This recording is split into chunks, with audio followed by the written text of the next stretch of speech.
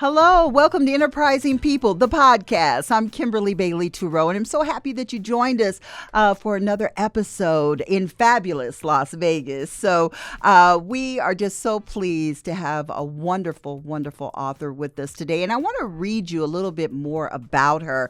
She is really phenomenal. Vanessa Druskat is an associate professor at the Peter T. Paul College of Business and Economics at the University of New Hampshire. As an internationally recognized leadership and team performance expert, Vanessa advises leaders and teams at over a dozen Fortune 500 and Fortune Global 500 companies. Her best-selling Harvard Business Review article with S. Wolf on emotionally intelligent teams has been chosen 5 times for inclusion in the collections of HBR's most valued articles. She is a recipient of multiple research and teaching awards. In her new book, The Emotionally Intelligent Team, leaders and aspiring leaders and employees will learn how to develop a strong team culture that motivates and sustains collaborations for performance.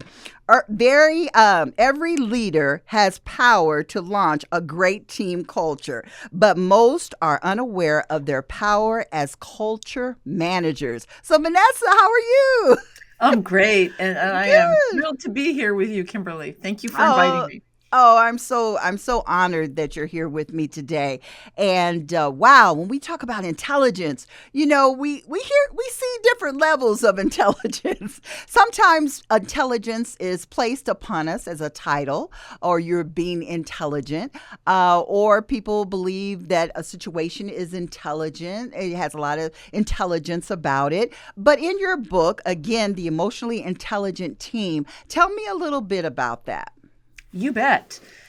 So I have been studying teams in organizations, all kinds, all sizes, all levels of teams in organizations for 30 years.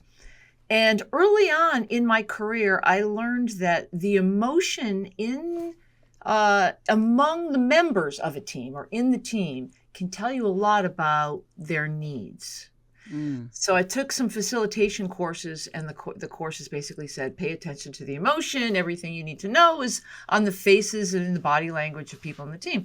So I took that seriously, started studying teams, and indeed, what I learned is that teams are about interactions. Mm. So in an ideal, high-performing team, you have people listening to one another, building on one another's ideas, integrating one another's ideas. And so, for example, if I have an idea that differs from yours, Kimberly, I'm still going to listen carefully to it and work with it.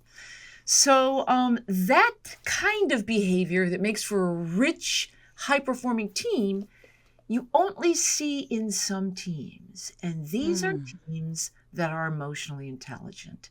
So they have people who feel like they belong to the team, that Mm. trust one another. There's a lot of powerful emotions and experiences that go into whether or not we're motivated to perform that way in a team. Wow. Yes, because usually there's a status quo in corporate America. If you're a part of the team, then you almost assimilate to the same conversations, you assimilate to the same environment, and those kind of things. And on the heels of the DEI, where inclusion is not really, is not embraced. Right. Different cultures are not embraced. Mhm. How are these Fortune 500 companies? How will they fare with that? Because I believe you need a collaboration of different thoughts, like you just said, different voices, different ideas, and listen. You said a key word, to listen to that. So Yes. building these intelligent teams, how are Fortune 500 companies faring in an age of where diversity is not truly embraced? Diversity of thought as well. That's what I'm talking of, thought and Yes, ideas. absolutely. I know exactly what you mean. Well, I think they're trying to figure out what to do about the whole DEI thing right now. There's a lot of shuffling around, figuring out what does that mean. But organizations have been recognizing for the last 2 or 3 decades that the more diverse their teams are, the more innovative they are, the more effective they are. I often get asked, how large should a team be? And I learned from my mentor, Richard Hackman, who was a distinguished professor at Harvard University for many years. He basically pushed me to recognize that you want your team to be as small as possible. And so if you've got two people who think alike, behave alike, have the same backgrounds, get rid of one of them. Wow. Bring in the different perspectives, bring in the difference. Because we've known for a long time that the more different your comments are, the more different your ideas, your educational backgrounds, the better your decisions, the better your problem solving, and of course, the more innovative you are. And so, but there's another piece to that, which we can talk about if you're interested, but you don't just get a diverse group together. You have to hear from all of them. Everyone's got to be invested. And that's where building an emotionally intelligent team can really pay off. Yeah. Now, are corporations understanding all that you just said? Do they understand that? Good question. And that some are. Some are. And those are the ones that are doing much better. I got to tell you that I observe a lot of teams. I study team cultures, basically. And I go into organizations all around the world. I've been doing this for 3 decades. And I look at teams doing similar tasks. And you can go from one team to another, and they're doing the same kind of work. The feel, the interactions, the way they're working together is completely different. Okay. So I can't say that Fortune 500 organizations or a lot of organizations are getting it, but I can tell you that there are pockets of people in these larger organizations that do get it. And more and more and more. There's a bunch of us on a mission to change the way things are and to enlighten people, to tell them, the old ways are gone, baby. We have got to, if you want to stay ahead of the competition, which requires innovation, requires collaboration, then you need to bring in, a diverse group of people, and you need to work with them, treat them well, build the team, and you're going to sail. Yeah. That's what the big ones are doing. Yes. Now, when people think, especially micropreneurs and people just starting out in business, it's hard to find good people. It's hard to find people that really can contribute to the team, the mindset of the mission and objectives of your business. What is the strategy to find a great team? Sure. So this is probably the biggest question I get asked because it's on the minds of everyone. My answer is different than other people's answers, I think. And that is that you got to hire for the skills that you need. You hire for the skills and you hire for diverse backgrounds. And the interpersonal skills can be honed in the team's culture. So if you're trying to hire your perfect, emotionally intelligent person with the skills, that brings a different perspective. It just can get crazy. But here's the good news. We've known for a long time that you don't have to hire a perfect group of people to have a high-performing team. What you have to do is use the talent in the room, use the talent in the team. And so, for example, research done at Harvard, at the University of Pennsylvania, at Google, and elsewhere, and my own research, of course, shows that you don't have to have A++ people on your team. And in fact, if you've got good norms, good dynamics, good collaboration, your team of average folks with the skills they need will outperform your team of geniuses and A++ people. And we've known that for ages. Everybody wants the simplicity of hiring the right people. That's just not how it works. The purpose of my book is to help people learn that you can build a culture of high performance with the people you've hired. Believe in them, bring the best out of them, and you will be way ahead of your competition. That's wonderful. But it seems as though now in the age of, you don't interface with the potential employer, You send your resume through the internet. And so the personal touch and the communication, I think, are we losing something with that process in the development of a great team that works for the company? Because everything is, on the internet, everything is, Zoom, everything is, but you don't really get that personal touch. How do we leverage the two? Yeah, so are you talking about the personal touch in the hiring process, correct? Yes, in the Okay, hiring process sure. for a corporation or a micro Sure. business, even bringing someone on. You Yeah. might look at them on social media or on, LinkedIn, and then you hire from that standpoint. But is something missing? Because you talk about culture, you use that culture, but the culture of the organization and then the embrace of someone else, their culture, because all of those gifts that wherever they learn their skills, Right. they're going to bring now to your business, your Got it. company. Yeah. Yes, absolutely, absolutely. So let me tell you what we know from research and psychology, which is that the worst way to hire people, believe it or not, is through interviews. Oh. Interviews tend to be super biased, and people Mm-hmm. like to hire people like themselves. Mm-hmm. And that's just, we're wired that way. We tend to like people who we can relate to and that we find easy to be with, right? Mm-hmm. The better way to hire is really by looking at the resumes. Obviously, Mm. you got to make sure what's on the resume is accurate. Yeah. And looking for, the best predictor of future behavior is past behavior.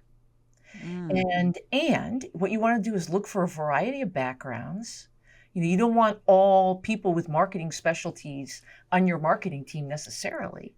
You know, Yes. you want other ideas, you want Mm-hmm. creatives, you want other folks, and you want people with different backgrounds, different experiences in life on your team. So my recommendation is that you hire based on the skills that you need and the variety, the diversity of the people that you want and need on the team. And then you teach yourself or your leaders how to bring that team together and collaborate, because Mm-hmm. collaboration really is the key to success. Mm. I can say more about this, but let me just put a pin in something we can come back to if you're interested. But the human brain is wired for collaboration. We work at Mm. our best when we're collaborating. We're not wired to make individual decisions. And too Mm-hmm. often we're making them in silos, even when we're in it. Mm-hmm. Anyway, that's something we can talk about more if. Yeah, yeah, I got you. Yeah, I want to talk as much as you want to talk. I want to just receive because this is so very important. And when people think of intelligent, Sure. I've heard of people even calling themselves I'm intelligent. What are the levels of definition of true intelligence? Some people might think you're intelligent because you are schooled up. You come from a great university. You have wonderful degrees. Some people believe that you're intelligent because you grow roses better than anyone else, but you're intelligent in that growing those roses Sure. more so than so you're very intelligent for that process of getting great roses. But in your book, again, the emotionally intelligent team, Mhm. how are we defining these different levels of intelligence? Sure. Well, let me first.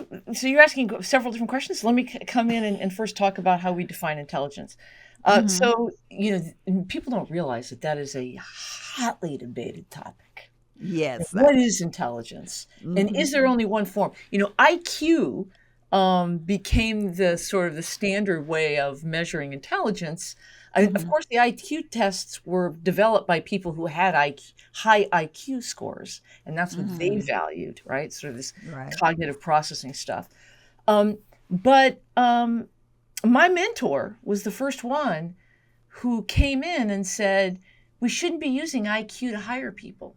What we really need to do is we need to go into organizations, find folks who do a job well, Mm-hmm. find folks who are just typical performers, and create, an outline or a list of what it takes to go from average to high performing, and then Mm-hmm. hire and train for that. So let me give you an example. The first group he did that with were a group of diplomats. Okay, these are folks that went overseas, worked for the U.S. government, and it turned out that IQ did not at all. Your cognitive intelligence did not predict how well you did overseas. One of the skills they found that predicted it was your ability to listen, your humility. Okay, your willingness to go into a meeting with someone from a different culture and not assume you were the smartest one in the room, right? And to ask them questions. So those kinds of skills, when they started hiring and training for those kind of skills, the performance of those folks soared. So now we come back to what you were saying about these different forms of intelligence, right? Yes. Rose gardening, I like to think about athletes. Yeah. I'm a huge sports fan, and I love to watch athleticism and just the brains of people, who are like LeBron James is one of my favorite folks to watch playing basketball. Yes. What a person, all kinds of body intelligence, sensing, spatial intelligence. It all comes together. Okay, so here's my question then for leaders, which is, what form of intelligence do you need? That ought to be a question early on, and then you don't always need book IQ intelligence. These days, more often, we actually are in a lot of situations, right? Not always. But, with a lot of technology coming around and mattering a lot, you don't necessarily have to have, someone who's read a lot of Shakespeare, but having someone who can think logically, whose brain has been, exercised in that area can really help. But let me say one more thing about this when it comes to team emotional intelligence, because you mentioned that, and also to emotional intelligence, because my mentor, whose name was David McClelland, who was the one I was telling you about with the diplomats, a lot of his research was the beginning research for developing models of emotional intelligence. So what they discovered when they analyzed a lot of the data on what mattered for leaders was that many of the skills that mattered focused on emotion, focused on interpersonal, focused on the ability to, by the way, any motivation involves emotion. Excuse me. Okay, right. So, you're either motivating by fear or you're motivating through engagement and inspiration, right? And there's many ways. And it's that motivation that gets people out of bed in the morning. It's that motivation that gets them to focus. And so anyway, much of the emotional intelligence research that's been done in the last couple decades stems from examining what are the skills that turn on the emotion of your employees. All right. All right. I'm going to stop because you probably want to ask me another question. Do you want to ask me another question? Do you want me to tell you a little bit more about Team EI? No, I want you to go ahead. Okay. I'm loving. I'm receiving you. I have something else coming up, but you're leading me right into it. I don't talk for too long now because I want to hear your question. No.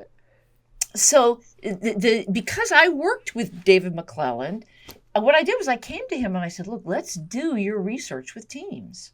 Let's go out and let's get a group of teams that are doing really well together and some that are just, your typical, most teams are average performing, and let's figure out what they do differently, right? And that was the genesis of the Team EI model. Because what those teams did differently was they built relationships. They built a sense of belonging and trust and safety in the team that drew all perspectives in. Okay, reduces conformity, reduces the need for you to pretend you're someone you're not. Yes. And that sets a team free, and it's smarter, higher performing. That's what the great teams do, because we've now done that research across many organizations. And That's wonderful. Now, I have to get to the emotion. And as women, we've all heard in business that, we're too emotional, or, if you're in a board meeting, just all those stereotypes, especially attached to women when it comes to business and emotions.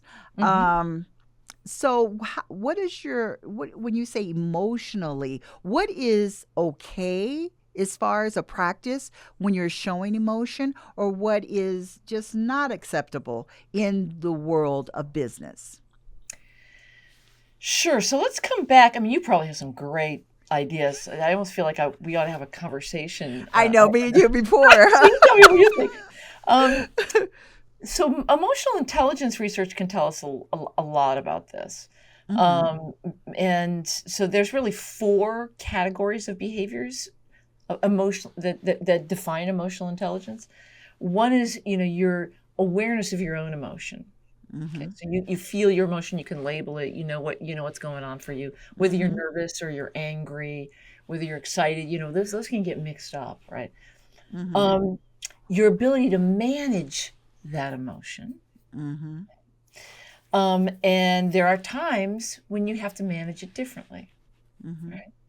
Um, your ability to sense the emotion in others. So first it's about the self. Now we come Mhm. over to the other. Your ability to sense, to pick up, to sort of empathize and feel what others are feeling. Right. And then the ability to help them manage their emotion. And typically Mm. the way you do that is by managing your own emotion. So, you'll back off on something, or sometimes when I'm trying to motivate people, I get angry, and I vary it. I try to figure out what's needed in the moment based upon what Mhm. they're feeling right now. There's some really good research on what happens during the halftime of basketball games, Yes. and what kinds of speeches get the attention, then turn around the performance Mhm. afterward. And it turns out that if the leader does the opposite of what they usually do, so if they're Mm. quiet and calm, when they're usually, I mean, I don't know if I went to Indiana University. I don't know if you're familiar with Bobby Yes. Knight. Yeah. Okay. Okay. And he used to be really angry. So he would become calm. Or if you take somebody, who's always calm and you get them to be angry, that gets people's attention. It can help. So anyway, that's managing your emotion to help others. So those are the skills. So Mhm. now we come back to women, which is the critical thing you were asking about. Mhm. Um, Women tend to be more in touch with their emotions. They tend Mhm. to be more empathetic, more in touch with others' emotions, right? Mhm. So they feel a range. They're in touch with the range of emotions, Right. and Right. and they tend to be not as good. And I'm getting this is a complete generalization, but they tend to be not as good at managing their own emotion, at Mm. calibrating their emotion to be who they need to be in the moment. So, for example, it and let me give you a caveat after this. Feeling confident. And I'll just tell you Mhm. about my own experience. Sometimes I Yeah. walk in a room, and I'm the only woman in the room, Yes. and, and, uh, and sometimes I let my awareness of that Mhm. make me nervous. Or what I Yes. really need to do is I'm aware of it. I need to get better at calibrating it. And then because the more nervous you get, the less you can think, and you really want That's to be able right. to, yeah. Um, Yeah. and so that's the kind of thing. Now, here's the question. It's confusing how a woman's supposed to behave. Yes. Yes. You're too confident, it turns people off. Mhm. You're too Yeah. emotional, it turns, and so that's a whole other question that I don't know the answer of, but I Yeah. do know that there are times when women can let out their sadness, let out Mhm. their true emotions, whatever they're feeling, their nervousness, and there are times when they can't, and I'm not exactly sure when that's true. You tell me Yeah. when. But do you find, I know that you did a lot of research with the Fortune 500 companies Yes. and the global companies. Do you find Yes. that more women are really, really succeeding? That companies do prosper because economically, because women are, empathetic. They connect with their employees. Do you find that the revenue seems to flow in more because more women are calling the shots? I do. I Okay. don't have data to support it, but I can tell you when I've worked with a lot of teams. I get brought in when teams are having problems, or I get brought in Hmm. when they're not meeting their potential. And if you've got a couple of women on the team, at least it Hmm. changes the dynamic because they Mm. get it right away, and they can help the team build, a more cohesive. Back to this issue of belonging, which I'm happy to talk about a Mhm. little more if you're interested. Now, Yes. I have worked with teams that are all men, and if they are willing to go there, Mhm. it can work as well. But I got to tell you, when I look, futurists are now telling us that women are so important. They're going to be so important to the future of organizations. There's no Yeah. doubt about it. The skills they bring, increase collaboration. Really. Anyway, let me stop there and ask where you want to go next with this. Yeah, that's fine. I just wanted to talk a little bit more about, you say, the power and the power as culture managers. You say we already have it. I remember Yes. one time when I was doing business development, and a young lady came in. Well, she wasn't young, but she was an older lady. And she said, I want to start a business, but I don't, have the talent. I don't have the skills.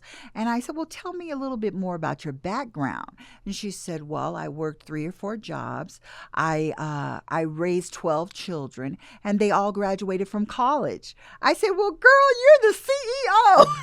Really? Yeah. Yes. So she did it all by herself. And I was saying those skills. So when you say the power as culture managers, what power lies within all of us that we just can't seem to identify? Sure. That's actually a hard question to answer. The power I'm talking about is the power to follow your instincts, Mm. and the power to watch what the team needs. So I want to come back to Mhm. this issue of tuning in. Mhm. What is the team tuning into what the team needs now? Far Mhm. too often, leaders aren't tuning in to what the team needs. They're Mm. focusing on themselves, right? And Mm. if you're going to build a high performing, emotionally intelligent team, your goal really needs to be to become the leader that provides them with what they need. Mhm. They're going to need structure. They're going to Mhm. need boundaries, right? Mhm. That's culture. So Mm. coming back to the mom who had 12 kids, what a training ground for building great. Yeah. I mean, you're setting structures, you're still Mhm. giving love. I mean, there's that love word that so many people, I'll tell you, they use it a lot more in sports than they do in businesses. Okay. Coaches use it all the time because they know that when you're giving feedback to someone, you give it with love and Mm. it's taken in and used, and you're so much less defensive. Yeah. And so I can imagine that this mom was building a culture where you'd hear the feedback, the real Mhm. stuff, because I Right. care about your development. And so you're building a culture where you're helping the individuals, you've got Mhm. boundaries around the system, and Yes. you're recognizing that things outside the team can be valuable, like education, like Mhm. whatever it is that you need to bring into the organization that can improve the performance of what they're doing or the development of the team and the individuals. And so that's culture management. It's not about the Wow. leader, it's about what they need in those areas. Wow, that's profound. But in the age of technology, Yeah. and you spoke of love, you brought love and all of these humanity. And I've, read and I've interviewed so many Jack Welch and different people that said you have to connect with humanity if you want a successful business. But in our age right now, employees are competing against AI. Right. They find themselves, not knowing if they'll have a job because of technology. Right. So when we look at the small team, is it going to get smaller? Will it be just one computer? What's your take on that? Yeah. Okay. Lots of questions here. Well, let me just respond to the technology issue Yes, from yes. two aspects. Okay. Okay. Um, One, yeah, technology is going to replace some rote, simple jobs, and yes, Mm-hmm. technology can help a team, but it cannot collaborate. It Mm-hmm. cannot bring multiple perspectives together where you're listening to one another, benefiting from what one another is adding. Even the dumb comments, we know this from Yeah. research, add value to the way everyone thinks. Okay. Mm-hmm. Technology can't do that. And so, in a world where innovation requires collaboration, and we're going to need this more and more, right? I mean, Mm-hmm. it's that kind of innovation that created the technology in the first place. Okay. Yes. We're not going to get rid of that. So, technology is going to come in. It's going to give ideas for teams. It's going to give information, make that kind of thing easier. But it's not going to solve the problems. It just can't. It just can't do that. It's not going to be able to. Yeah. It's going to be a long, long time. And when I look at projections, it says it's going to be super long time before technology can think and react in real time and build Mm-hmm. on and Right. hold your idea over here and their idea over there, and et cetera. Um, Yeah. and by the way, we get a dopamine hit when we're doing that kind of work. It's Yeah. self-motivating. It's intrinsically motivating. People Yeah. love working in teams where they're building something together like that. Wow. It feels good. So, but let's come back to one more thing I want to say about Yeah. technology, Go right ahead. Yes. because I work with college students. I'm a professor, Mm-hmm. college professor, and right now what's happening is that everyone is comparing themselves to everyone far too often.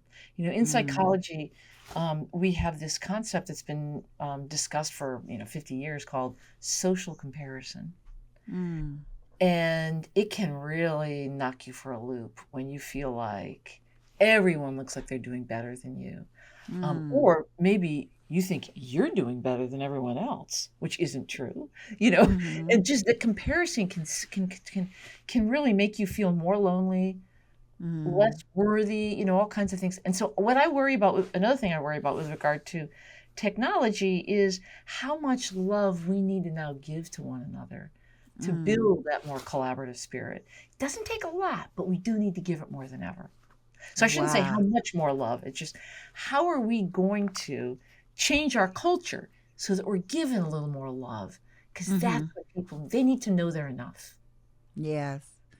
So I don't have, do I have to push like or heart with technology to let people? I think that's the fulfillment of social media is that, Right. if I see something I like it or I love it or, that kind of thing. But again, I don't know how much that really feeds into that empathy that maybe we need in business Mm. and in humanity. So, Yeah. so that we're Is that all enough? good. Yeah. How Is many that likes? enough?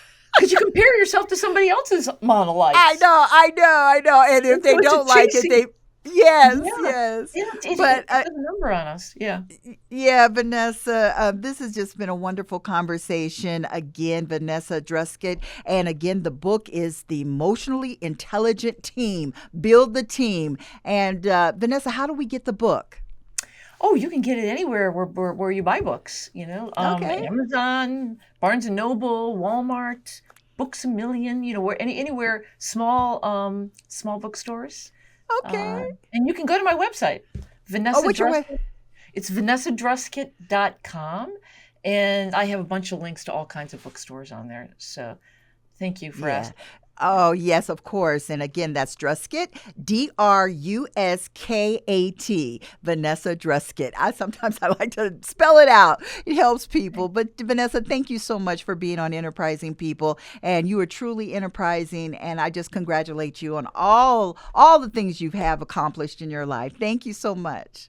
Thank you, Kimberly. Uh, It's been great fun to be with you. I appreciate you. Thanks. Thank you, Vanessa. All right. I want to thank you too for being on Enterprising and watching Enterprising People right here in fabulous Las Vegas. Again, we want to thank our sponsors, silverstatesmile.com. And if you don't have dental insurance, it's okay. You can go to silverstatesmile.com and join the club. Speaking of the team, join the club and really comprehensive and lower cost dental assistance for all your dental needs. Again, I want to thank you and you too for being enterprising people.